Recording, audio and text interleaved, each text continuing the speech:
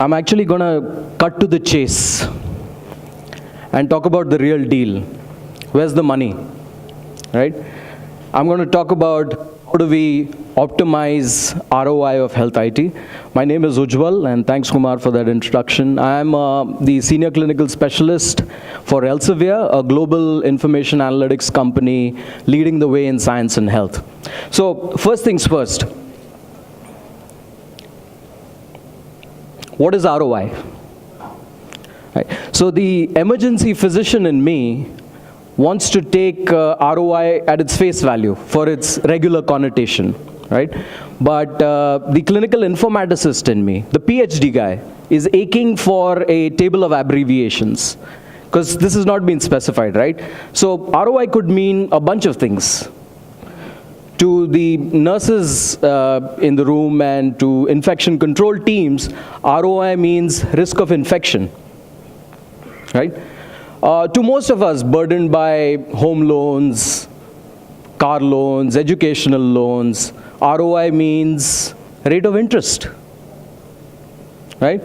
And to the CEO who makes gut-wrenching investments and wants to get the money back, ROI obviously means return on investment, right? And when the CEO doesn't get this return on investment, he lands up in a different ROI, the realm of insanity, right? So, but when I speak of ROI, I'm reminded of my elementary geometry classes. And you recognize what this is, right? What this R stands for? Pi r square, 2 pi r, yeah? Radius. So I like to think of ROI as the radius of information, right? Let me illustrate what this means. Now think about this as the circle of knowledge, the superset of knowledge, all that we know in medicine, right, in health sciences. Now there are things that you know, and there are things that you don't know. True? Now the caveat here is, now if you think of things that you know and things that you don't know, the caveat is that you know what you know, and you know what you don't know. So what's missing? What's the bigger part of the circle? Don't know what you don't know. Exactly. And that, my friends, is at the root of what I call knowledge variability. No two doctors, no two nurses know the same amount of knowledge. And that's at the core of knowledge-based medical errors. And if you think of medical errors at the highest level, they can be because of two fundamental causes. Knowledge-based errors, knowledge variability, and operational variability. Now, what does operational variability mean? It's something that my physician friends, that we are infamous for, right? Operational variability is this hapless patient who received 100 milligrams an additional dose of sildenafil, right?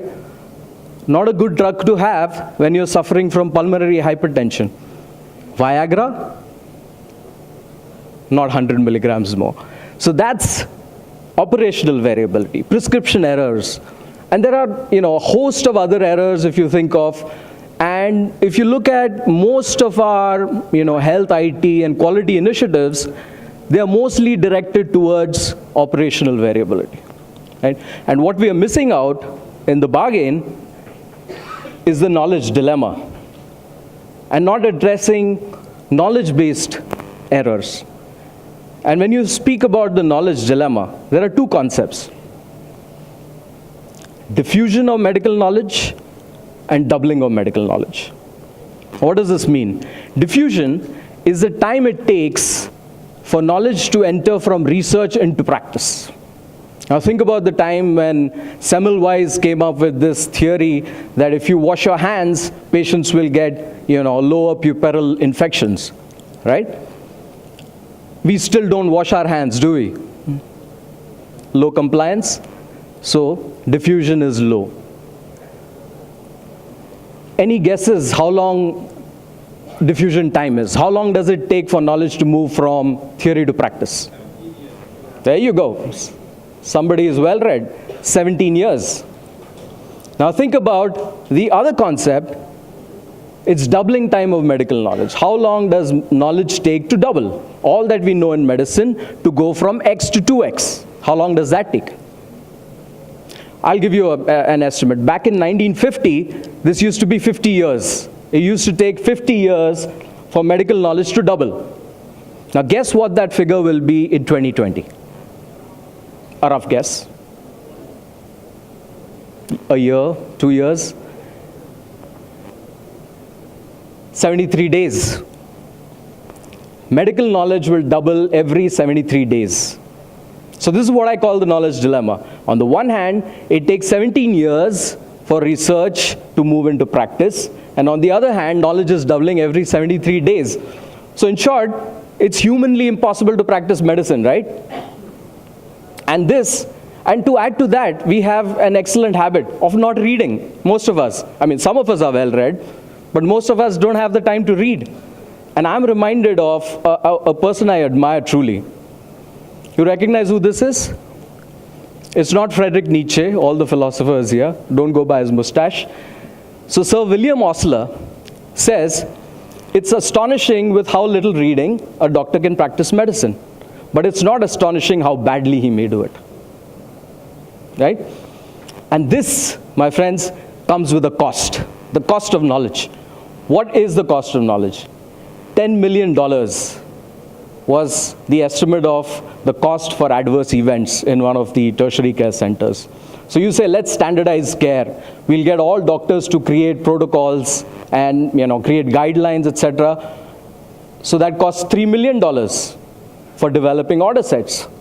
It costs $1 million to develop clinical practice guidelines for the nurses. And this is because you're pulling doctors and nurses away from the care floor and putting them into a conference room, asking them to come up with guidelines. So this is what I like to call care replacement costs. And it's huge, to the tune of millions of dollars, right? So the cost of knowledge. So all of this, it boils down to three fundamental questions. One I've asked before, is the practice of medicine no longer humanly possible? How can we avoid variability in patient care while keeping current? And how can we optimize ROI of health IT? See, the answer was published way back in 2001 when I passed out medicine in a seminal work called Crossing the Quality Chasm. For those of you who have read this publication from Institute of Medicine, great. Those of you who haven't, I would recommend you download this. It's in the public domain. It's something which was, which changed the face of quality forever. So IOM says evidence-based care processes supported by automated clinical information and decision support systems offer the greatest promise of achieving the best outcomes. And CDSS, Clinical Decision Support System, is the crown jewel of the EHR, is what Gartner said. And Gartner actually came out with EHR generations. So back in the early 90s, EHRs were collectors. Then they actually became documenters. Then they became helpers, colleagues somewhere in early 2010, 12, and now are looked upon as mentors. But with the use of something that I call evidence adaptive CDSS, that the CDSS is not evidence-based, it's evidence adaptive. It adapts to published literature, to patient data. With evidence adaptive CDSS, the EHR can become the seer, clairvoyant, able to come up with unprecedented insights. And with this evidence adaptive CDSS, EHRs can actually improve outcomes, reduce the radius, increase the radius of information, and improve your return on investment. Now, how does this work? A simple solution. So the question is AI the seer? Now, AI is the toast of the conference, right? I mean, you can't go to any conference without, hearing about AI. With all of the big data that's available today and our ability to process natural language and apply machine learning algorithms to it, what we can do is actually synthesize all of the evidence, all the medical knowledge that's doubling every 73 days, and augment the intelligence of clinicians manyfold. So I like to speak of intelligence augmentation, IA, not AI. Because I believe very strongly that doctors are not going to be replaced by machines anytime soon. Right? And that's what AI means. It means robots, literally. Right? And at the heart of intelligence augmentation is evidence adaptive clinical decision support. How does it work? Take a simple solution, right? Order sets. Now, when order sets are evidence adaptive, they adapt to published literature and patient data. For example, in this case, abdominal pain in a patient who's elderly will actually, the evidence adapts to the patient's demographics and says, this patient may need an abdominal ultrasound because he has, a questionable etiology. So what you think is renal colic may actually be an abdominal aortic aneurysm, which is asymptomatic as of now, but it's leaking, and it could actually cause an aortic dissection, which is a nightmare for emergency physicians, right? On the other hand, you take a young female, this abdominal pain could questionably be a spontaneous abortion.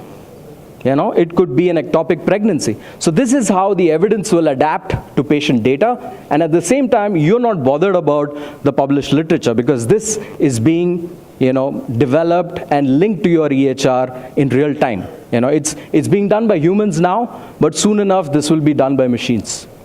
So similarly, you need, evidence-based, evidence-adaptive solutions across the care continuum for nurses, care planning, skills for nurses, patient education, even that needs to be evidence adaptive. And to put it all together, you need, interdisciplinary clinical pathways to put all of the evidence together. So this has the potential to actually, increase your ROI, that's the radius of information, and reduce the number of adverse events and increase your return on investment. So if I was to give you a key takeaway, and that's what we all love, right? Takeaways, what was your takeaway? So my simple key takeaway is, if this is your health IT, and this is your investment, and this is your radius, if you increase the radius of information, you can actually improve your return on investment. Thank you.